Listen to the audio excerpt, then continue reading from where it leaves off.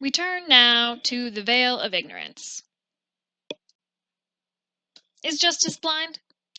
John Rawls thought it should be. John Rawls is a famous social contract theorist, writing in the second half of the 20th century, and he is responsible for the concept of the veil of ignorance.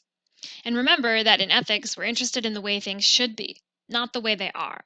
So while our current criminal justice system in the US is not reliably just, nor really blind, John Rawls argues that with a contractarian ethics and some imagination, we could reason our way to an actually just system.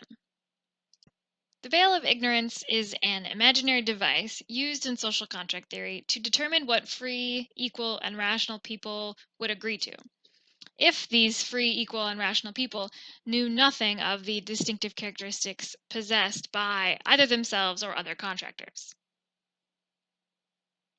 To determine good rules for cooperation, we imagine contractors who entirely lack knowledge of the distinctive characteristics of themselves and the other contractors.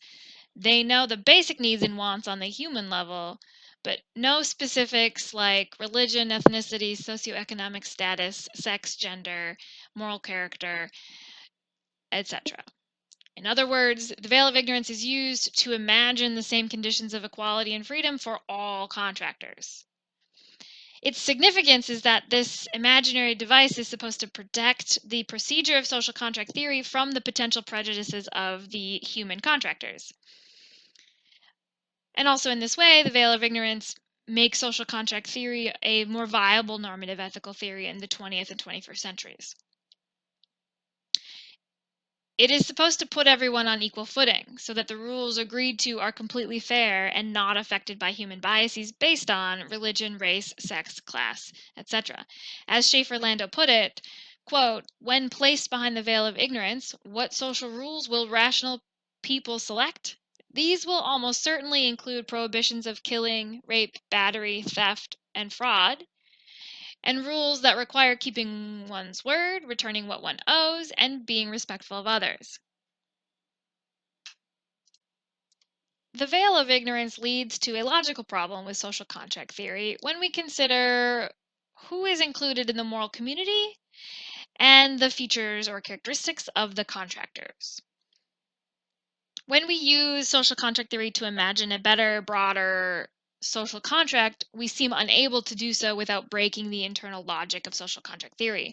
First, by assuming some moral principles or commitments when the theory is supposed to prove the moral status of those commitments, and second, by making rules that do not, in fact, benefit the contractors.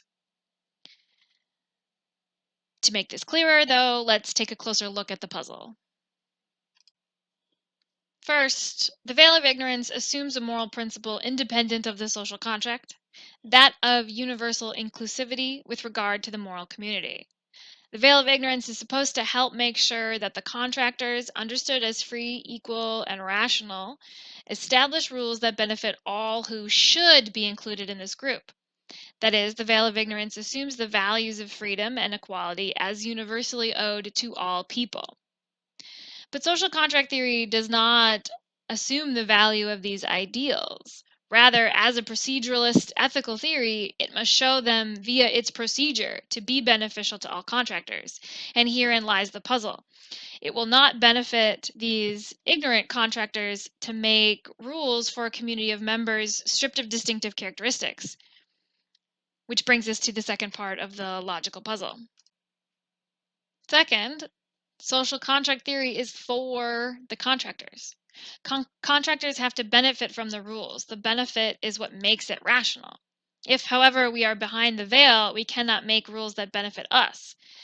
In social contract theory, the contract is made between contractors who are in fact equal, who are in fact free from coercion to make the agreement. The veil of ignorance has contractors negotiating a contract with and for folks who are not in fact free nor equal to them. In social contract theory, you get moral status and have rights and generally get respect from others only if your cooperation is needed in order for others to benefit.